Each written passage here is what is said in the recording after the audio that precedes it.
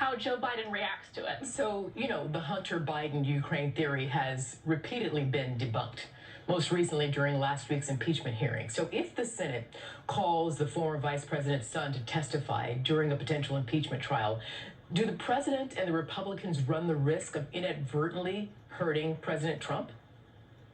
Well, I think the question is whether they will inadvertently boost Joe Biden in this Democratic primary by letting him look more sympathetic because he and his family are getting attacked. And so it depends on how deep they go with these attacks, because it is very commonly believed that this prosecutor that was opened an investigation into Burisma, and Joe Biden had wanted to have that prosecutor fired in exchange for offering Ukraine billions that's not true, right, Emily? So let's not go down that rabbit hole.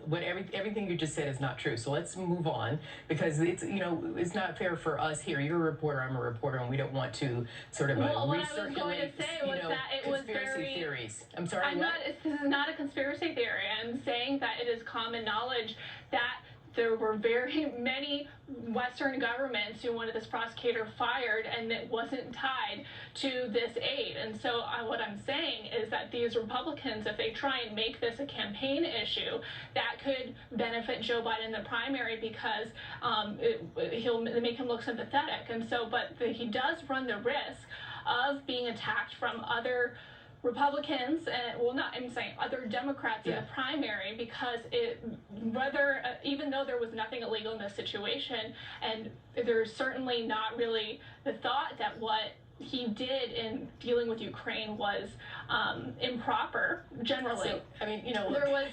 I don't know if you can answer this, but, just for food for thought, in retrospect, to allay fears or questions of impropriety or conflict of interest, should former Vice President Biden have secured a job for his son Hunter Biden in the Obama administration? I don't understand your question. Should he have? Have the president's children, they work for him, son-in-law, etc.